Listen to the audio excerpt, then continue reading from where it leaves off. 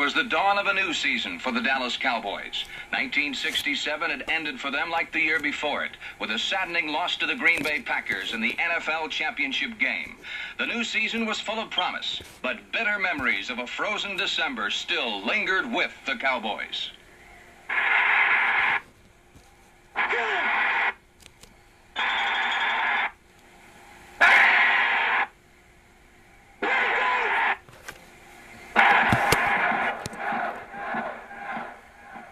So it was 1968, and the throne that had eluded Dallas for the past two seasons was again within their reach. The story of the Cowboys' quest for pro football supremacy began on September 15th and their opening day game with the Detroit Lions.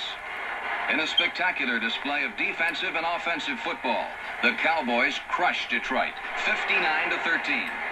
Rookie Lion quarterback Greg Landry suffered 4 interceptions, one of which linebacker Chuck Howley returned for a touchdown.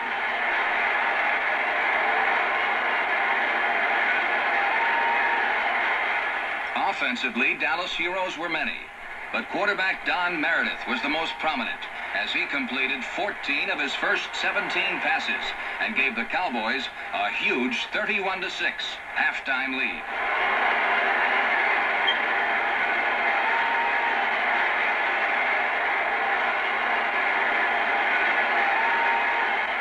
When the final gun sounded, 7 different Cowboys had crossed the Detroit goal. The new season had started with a glorious bang.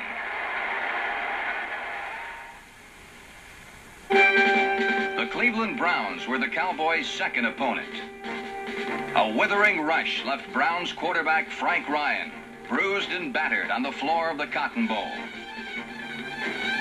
For Ryan, there was no escape from the doomsday defense, and no more vivid memory than watching the awesome sight of 265-pound Willie Towns rumbling to a touchdown and the Cowboys' second straight victory. Dallas then traveled north to meet the Philadelphia Eagles. Through the years, it's been an emotional series marked by unpredictable happenings and ruptured feelings.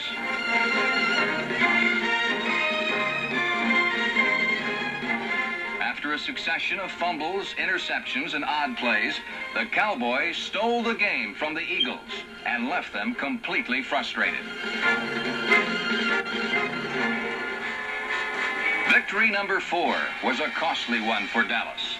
Game-breaking halfback Dan Reeves, number 30, was injured and lost for the year.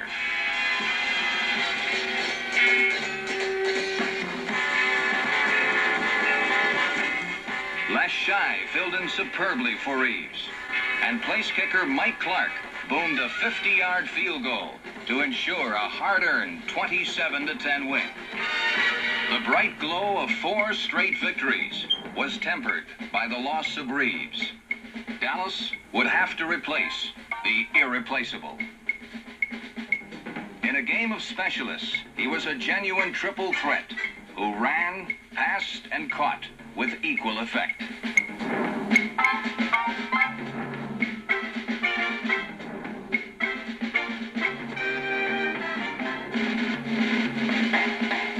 In just 4 years, Reeves helped lead the Cowboys to 2 consecutive Eastern Conference championships. He played a vital part in both NFL title games against Green Bay and almost won the 1967 championship by throwing for the Cowboys' lone offensive score.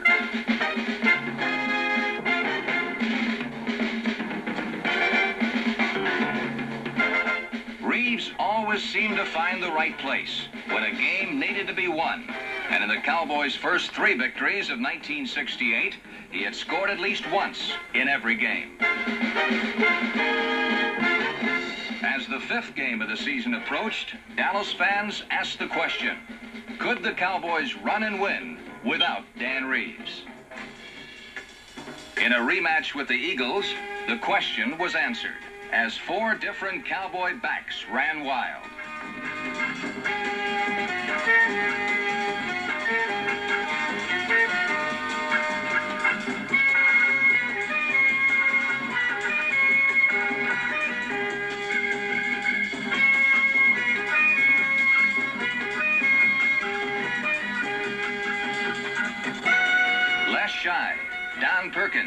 Walt Garrison, and finally Craig Bainham led Dallas to a convincing 34-14 rout of Philadelphia.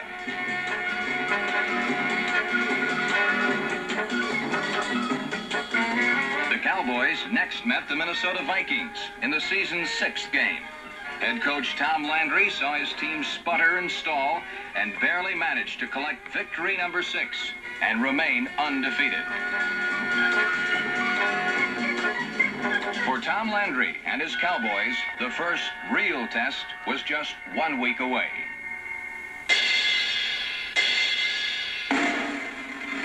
On Monday night, October 28th, the Green Bay Packers came to Dallas. Though the Packers were suffering the rigors of a dismal season and their throne apparently lay in a shambles, they were still world champions. For those very reasons, over 70,000 fans in the Cotton Bowl and millions more on national television saw what pro football was all about.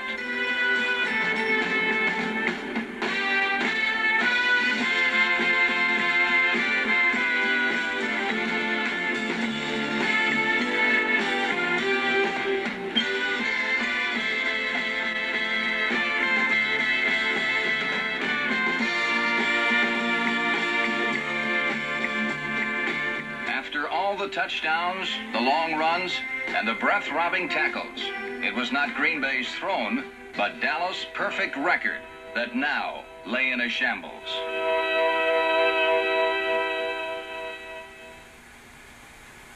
The loss to the Green Bay Packers had drained the emotions of Dallas, and the next week they played an uninspired game against the New Orleans Saints and were lucky to escape with a victory.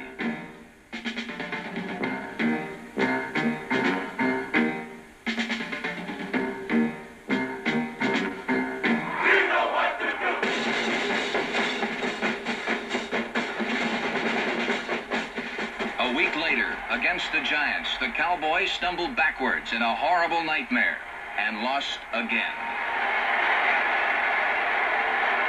After a furious start, everything was now going wrong. The Cowboys had been beaten twice in the last 3 weeks, and their lead in the Capital Division had dissipated. For Tom Landry, the only thing that had remained steadfast through 9 weeks was his defense, which stood tired but unyielding. The most unyielding of all was defensive tackle Bob Lilly, number 74, an All-Pro just about every year since he graduated from college. When defensive end Willie Towns was injured, he was replaced by rookie Larry Cole from the University of Hawaii. Cole and veteran end George Andre, number 66, led a helmet-busting charge on opposing quarterbacks. Jethro Pugh was Bob Lilly's partner at tackle. He possessed all of Lilly's speed, but had more size and led all Cowboys in trampling quarterbacks. His emergence as a full-fledged star made Dallas' front four as feared as any in pro football.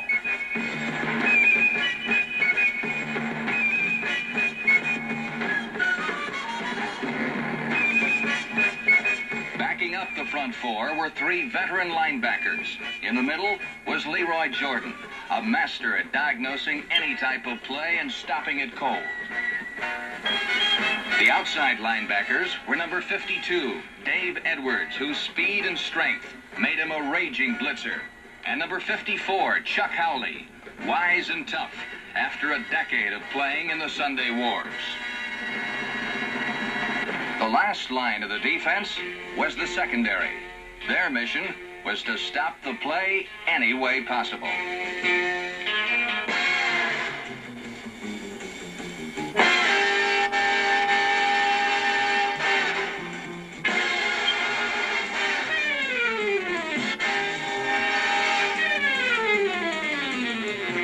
The deep defense was led by Cornell Green, a college basketball All-American who became a football All-Pro.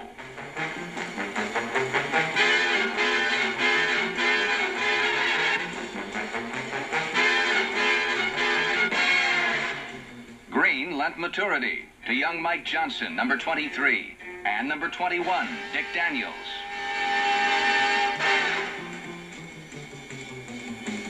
Safety Mike Gector, number 27, hits as hard as any man in football and is a spectacular defender.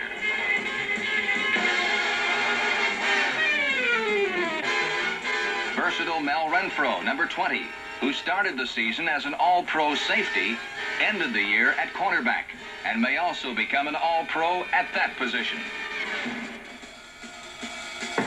As a unit, the Cowboy defense was the toughest to run against in the NFL. So destructive was their pursuit that only twice during the regular season did an opponent cross their goal line by rushing the football. So for 9 games, the defense had remained resolute, while the offense was sometimes inconsistent. Through the remaining 5 games, 2 things would remain constant. The defense would maintain its excellence, and the Dallas Cowboys would never lose. The one thing that did change was that the offense regained its luster, and against the Redskins in D.C. Stadium, it exploded for 44 points. Cowboy setbacks ran through the Washington defense at will. Their success set up Meredith's throws to Lance Rensel and Bob Hayes as the Cowboys beat the Redskins with a barrage of points. Fullback Don Perkins was Dallas' main offensive weapon as he rammed and bucked his way for over 100 yards rushing as the Cowboys fashioned their most impressive victory since their opening game win over the Lions.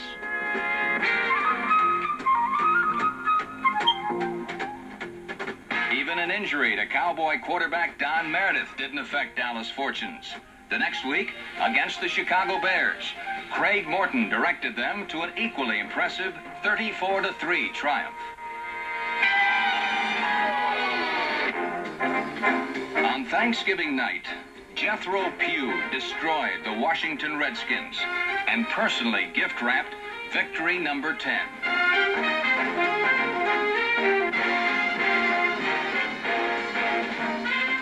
Pugh spent the whole night in the Redskins' backfield and accounted for 9 Cowboy points on 1 safety and a deflected pass that Larry Cole turned into a touchdown.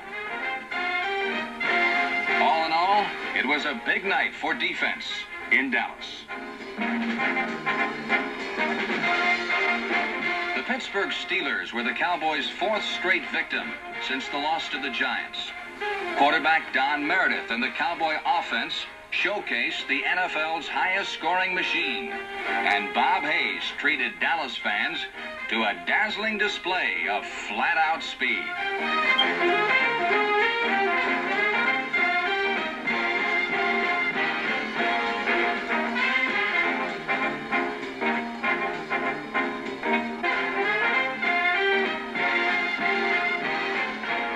The Cowboys not only won their 11th game of the year, but more importantly, wrapped up the Capital Division title. Only 1 game remained. It was with the Giants in New York, with nothing at stake but revenge.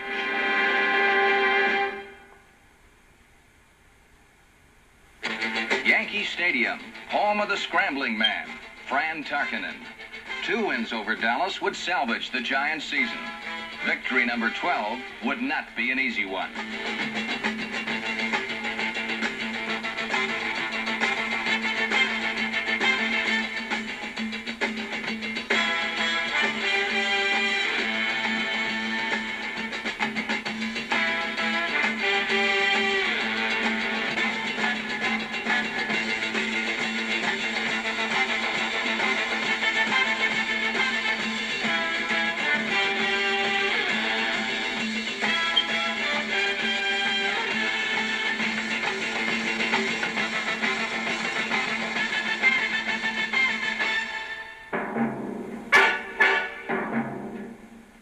The last quarter was played in the trenches and would bring victory with vengeance. Hold me again, Lover. Hold me again. Hey! Hut! Hut! Fuck in there! Go wrong! Put him down! Come on.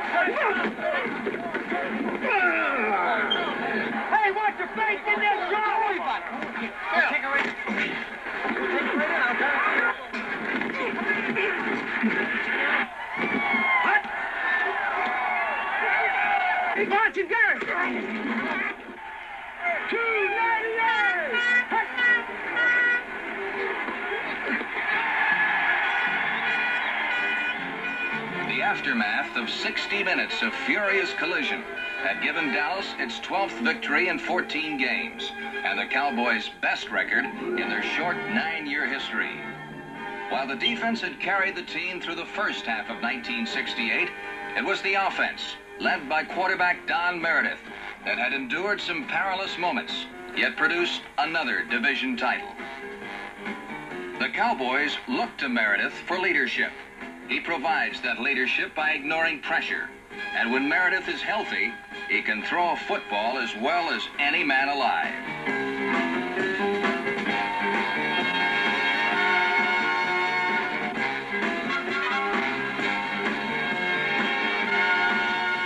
But injuries have often blighted Meredith's career, and it's lucky that the Cowboys had a number 2 quarterback like number 14, Craig Morton, who would step in and never let the offense miss a beat. Morton is big, strong, and blessed with enormous physical gifts. Only time separates him from stardom.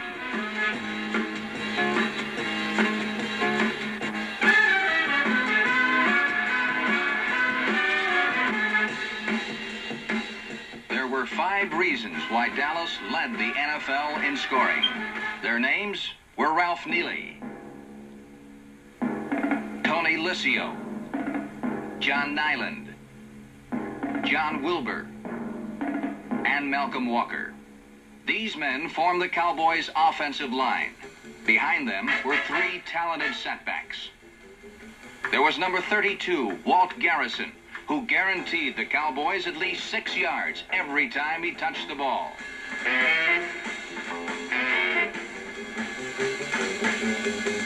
The 2 men who filled in for the injured Dan Reeves were Les Shy, a swift and elusive setback, and Craig Bainham, who is a slashing runner, an excellent receiver, and has a natural instinct for the end zone.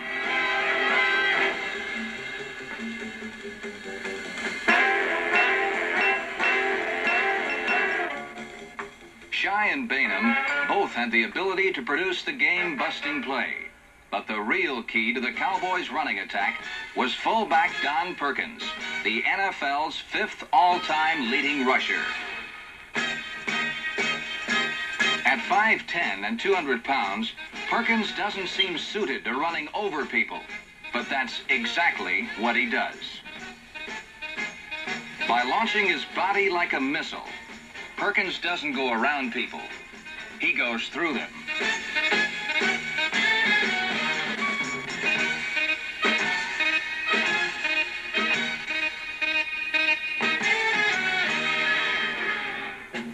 Injuries didn't affect the Dallas receivers because it was at the ends that the Cowboys had their greatest depth. At tight end were veterans Pettis Norman, a clutch receiver, and Pete Gent, who can withstand any amount of punishment and still hang on to the ball.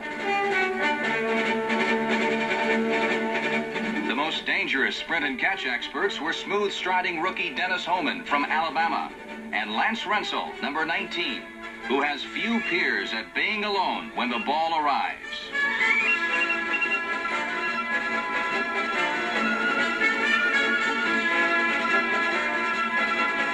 Rensel is a man of many moves and knows exactly what to do with the football after he catches it.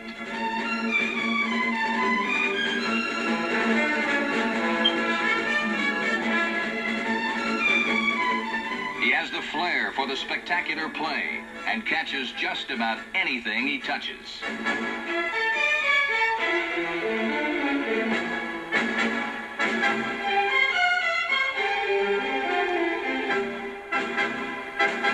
Although he is very fast, Lance Rensel is not often called on to catch the bomb, because that is what the Cowboys have Bob Hayes for.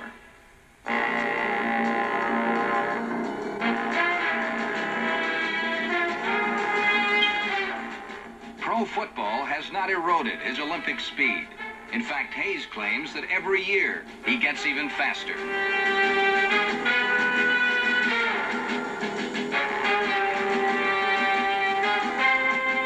is the leader of football's jet set, and just about everything he catches turns into points. Hayes led the Cowboys with 12 touchdowns and led the NFL in punt returns. He personified the Dallas offense in 1968.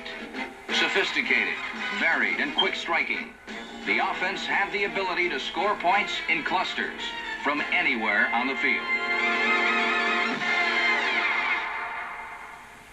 Through 14 league games, Tom Landry saw the Cowboys win in many marvelous ways. They had escaped, tumbled, and squirmed to win.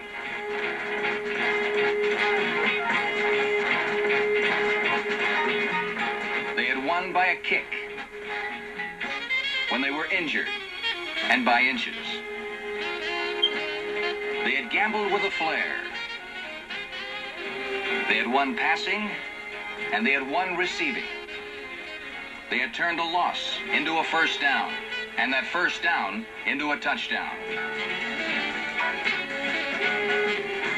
They were 40 men dedicated to a single purpose.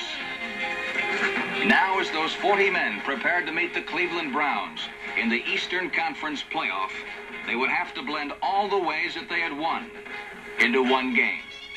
In Cleveland, they would face a team that they had humiliated the year before in the same game, 52-14.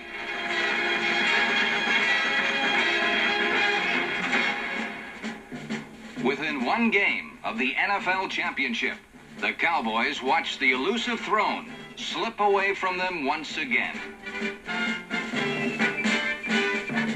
There was too much Cleveland defense. Too much Leroy Kelly. And not enough time to reclaim victory.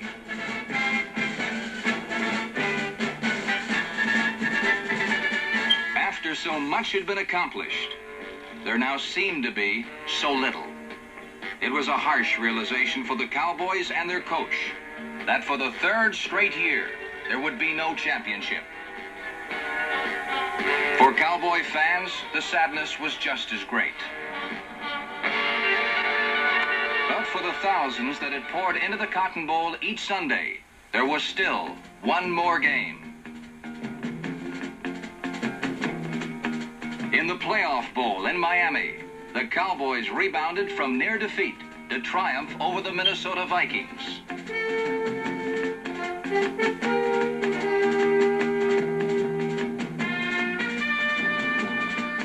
The offense overcame a 14-0 deficit, and in the last few seconds, the defense held on to win. Out of the despair they had endured in Cleveland came victory and the faith that next year, the magic of the elusive throne may yet be theirs.